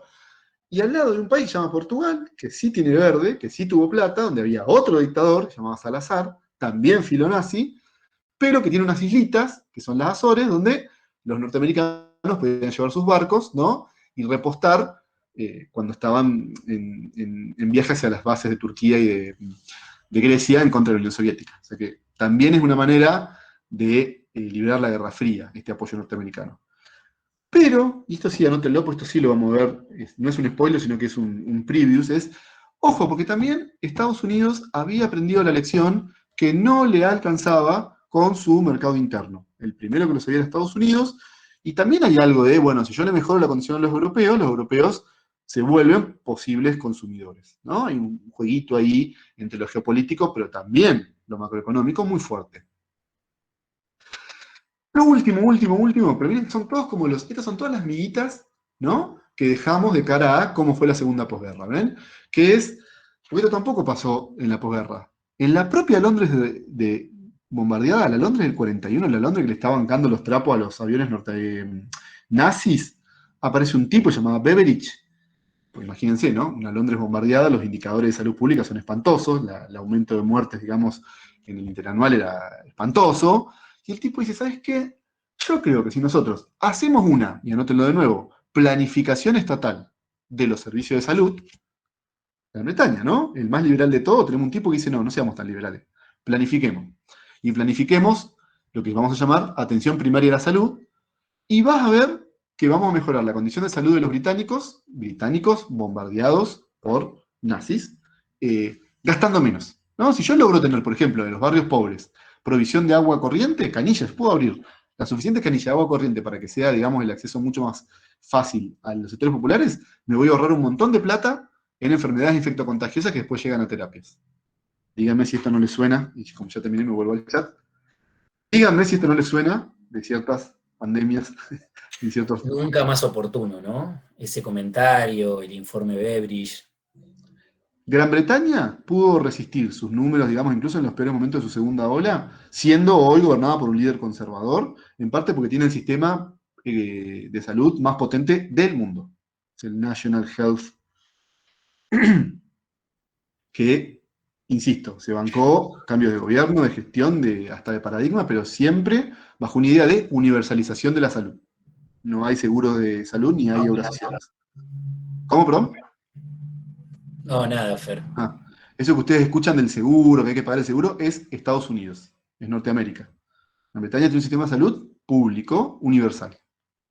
Nació con la Segunda Guerra Mundial. ¿Ven? O sea que es otro momento más, o otros, tenemos la ONU, pero también organismos multilaterales de crédito, el Fondo Monetario, el Banco Mundial, ¿no? De control del comercio mundial, la OMC, y el avance del Estado también en las prestaciones de salud. o sociales, no solamente Lo económicas. que la clase que viene vamos a llamar estado de bienestar, ¿no? Esa Un sería poquito, la primera... el kilómetro cero es el Cookie, informe Beveridge.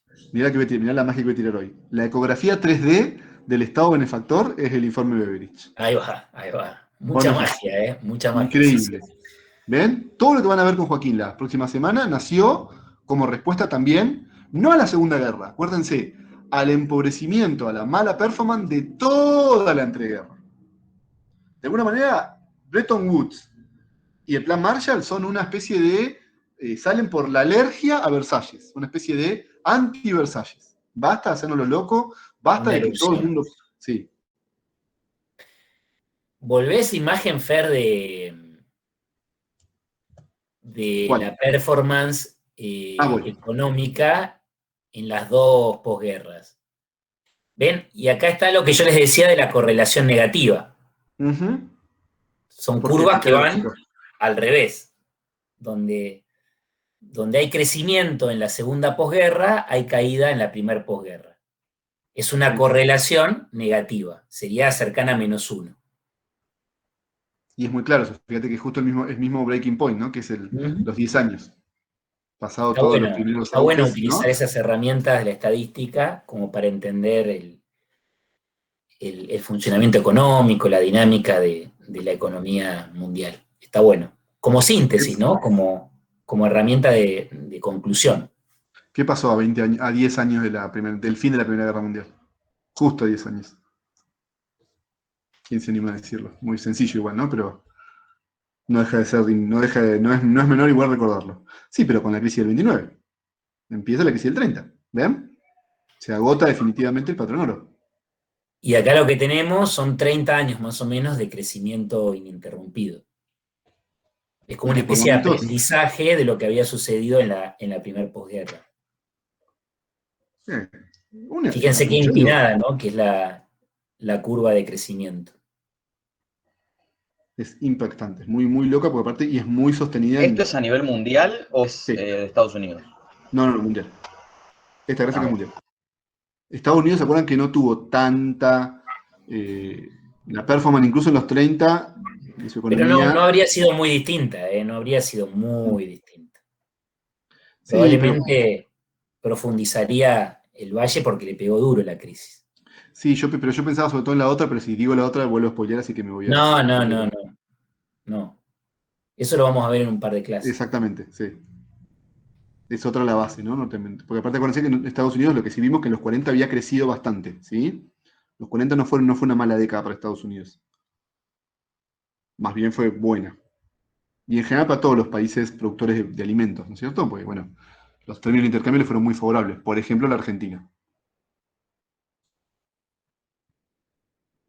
Bueno, larguísima clase de tan larga que no la podemos meter en una, pero como son temas muy medio, ¿no? Cerrados en sí mismos, tampoco nos gusta empezar con otro tema, así que vamos a parar acá. Incluso, digamos, yo no voy a terminar todavía de grabar por si hay otra preguntita, pero bueno, cerramos acá, por eso yo no quise abrir módulo, ¿vieron? Esta idea de ya teníamos la apertura, incluso ya tienen lo de Keynes para el próximo encuentro, ya está habilitado, ¿no? Ya está habilitado, que se acuerdan que es el texto de Zamboni y Giuliani, perdón, que está en el módulo donde ustedes leyeron los textos para Guerra Fría también de Zamboni, Giuliani y de Fontana, pero bueno, finalmente son 4 capítulos, Barbero, no le aflojen, ¿no? Y hay unas cuantas preguntas en el parcial, en el final.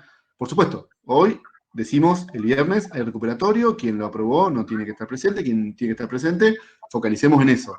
Pero bueno, aprovechemos este gap de Recu más 24 de mayo, más 25 de mayo, perdón, y pongámonos al día con las lecturas. ¿Se acuerdan? Llegamos hasta Keynes. No El vamos a texto de Zamboni y Giuliani, Ahí está. Fer, no es largo, No, pero es extremadamente complejo, tiene gráficas, entonces merece una relectura.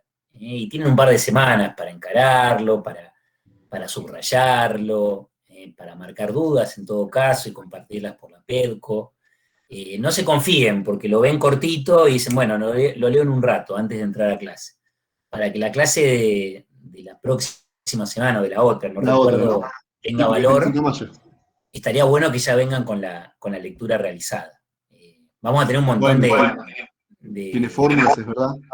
Tiene algunas formulitas, pero la idea es ir a lo medular, tratar de entender el lenguaje económico keynesiano en su propia lógica.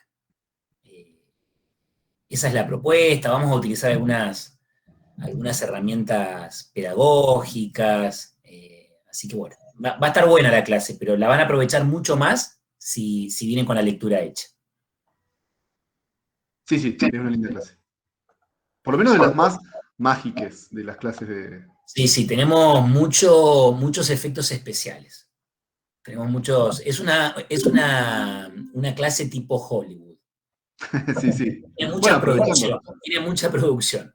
Es un blockbuster. Así que pónganse las pilas, asistan, vengan con la lectura hecha, así saneamos dudas. Pero yo Hay creo tiempo, ¿no? que se van a ir sin ningún tipo de interrogantes sin resolver. Y hay Porque tiempo. Yo insisto vamos con a que hay apuntar tiempo. a lo medular. Ahí va Johnny, con pochoclos. Profe, Y pregunta. mucha cámara prendida, no lo mismo. Que yo arreglé la cámara, Joaquín, no sé si te diste cuenta. Sí, es verdad, se nota. Me veo Re un bien. poco. Profe, Parecía una un pregunta pitufo que antes, no tiene porque era mucho que ver. celeste, ¿viste? Ah, sí. Si bien tiene que ver, pero no tanto, es más una duda personal, digamos. Cuando vimos todo el tema de la industrialización, ya sea en Gran Bretaña, Alemania, etc., pensé que la monarquía británica iba a tener un papel quizás un poco más importante en lo que es la economía del país. No sé si nunca tuvo que ver, digamos, o sea, tomaba más decisiones como políticas en vez de económicas. ¿Cómo era? Brevemente, ¿no? O sea, es una estupidez. No, acordate que después de la Revolución Gloriosa tiene un rol bastante simbólico la monarquía. Estamos frente a un régimen parlamentario. Entonces, el que está empoderado desde aquel tiempo hasta la actualidad es el primer ministro.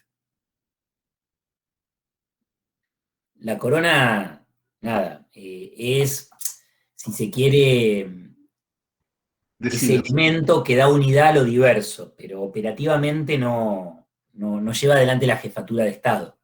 En términos de la macro es decorativa, lo voy a decir Es yo sin... decorativa. Mm. No Después lleva al gobierno, no lleva al gobierno de Gran Bretaña, ni del sistema colonial que se va a empezar a desarmar después de la Segunda Guerra Mundial. Así que eso, Enzo, tachalo de tus apuntes. Viste que cuando está de No moda estaba en The apuntes, Crown, era solamente comentario. viste, es como que uno le trata de encontrar importancia a la corona británica. Y no. Ah, pero Sí, por pero sigue. incluso de Crown, toda la importancia va siempre por el lado de lo simbólico, que por supuesto no es menor. Digo, el discurso de King's Speech, ¿no? El discurso del rey Guillermo antes de la agresión nazi. No son menores, no quiero en esto tampoco sonar en detrimento de de la monarquía, pero no tienen cuestiones macroeconómicas, no toman decisiones, ¿no? Sobre política monetaria, eso, el primer ministro. Muy desapegado de la reina. De hecho, hasta la misma serie de Crown, yo me fumé 2 temporadas, no pude terminarla, por eso notarán cierto sesgo, pero muestra todo el tiempo que Churchill hace lo que quiere, por ejemplo, no se pone al primer ministro que resistió al peor momento de la Segunda Guerra Mundial y no. Premio Nobel de Literatura. Sí, increíble. Eso, ¿no? Con sus... Ese fue un premio por su actuación en la Segunda Guerra Mundial, ¿no? No tiene otra explicación. Y hoy mismo, ¿no? Decorativo sin decirlo como una cosa que no sirve para nada. Digo, los británicos son grandes, defienden mucho su corona y eso, ¿no? Lo que digo es que no hacen a las funciones que dijimos nosotros de la estatalidad, ¿se acuerdan? El aparato fiscal, digamos, ¿cierto? El control de... Muestran mucho que hacen un viaje por todos los países de la Commonwealth anual, los príncipes consortes, entonces, bueno, van como por África, Claro. la Antártida. O sea, mirándolo más desde nuestro lado de la brecha como la materia, sería mucho más importante el primer ministro británico en todos estos años El que la único, monarquía en sí, el ¿no? único. Totalmente de acuerdo. Excelente caracterización. Va por ahí. Primer o primera ministro, porque una de las que más transformaciones produjo en la macro es mujer, que es Margaret Thatcher. Ahí lo que dice Agustina está bien, son Sí, figuras sí. públicas. No, lo que dice Joaquín, Dan unidad a lo diverso, ¿no? En claro. monarquías multiculturales, multiétnicas. Les entra mucho plato también porque son una figura pública. Es como Obvio. el turismo, Sí, es la farándula, ¿no? Un A mí es poco. una cosa, es claro. casi lo que más ruido me hizo de la serie esta que les digo de Crown, que es tipo, pobres ellos, que siempre están tan tristes por ser reyes, tipo, ah, Y asediados por los sí, paparazzi, qué pobres. vida espantosa esa, con miles de libras a disposición, pero bueno, no sé, yo un par de añitos así podría tirar, calculo.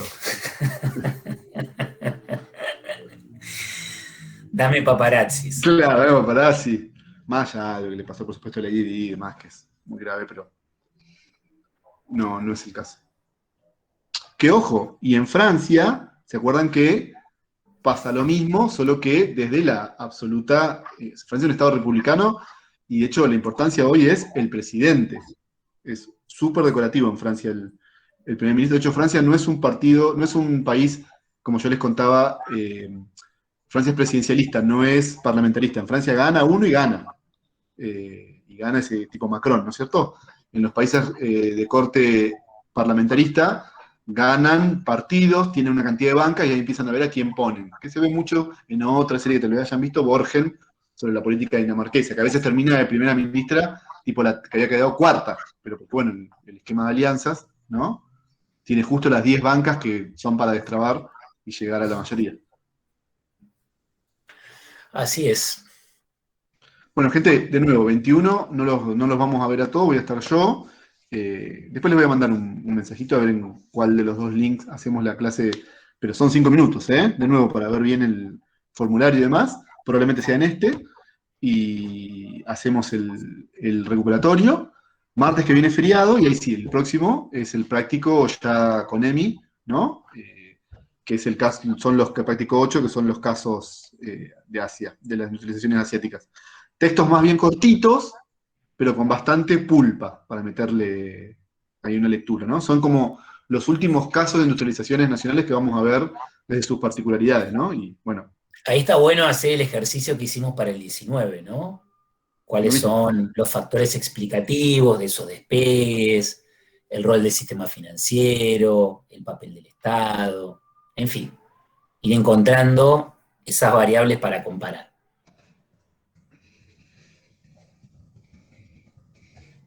Nace ahí, No,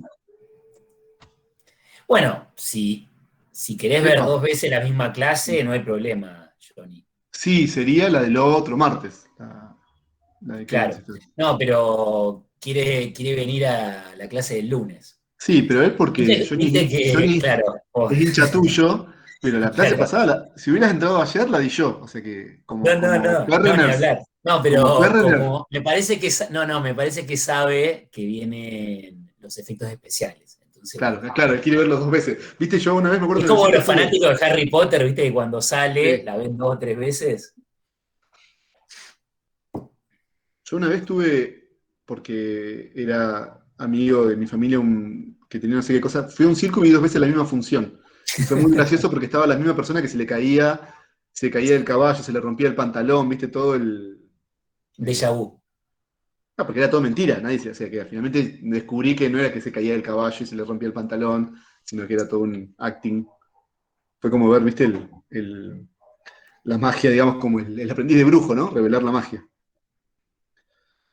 Bueno, si no hay otra cuestión más, nos cortamos acá y acuérdense de ir leyendo. Estos días aprovechen para leer que se nos va a venir rápido el próximo parcial, ¿sí? No nos queda tanto. Y acuérdense que pasó el 25, yo igual después lo voy a informar y voy a cambiar el cronograma, pero bueno, ya se pueden anotar, ¿sí? Chao chicos, chicas, nos vemos.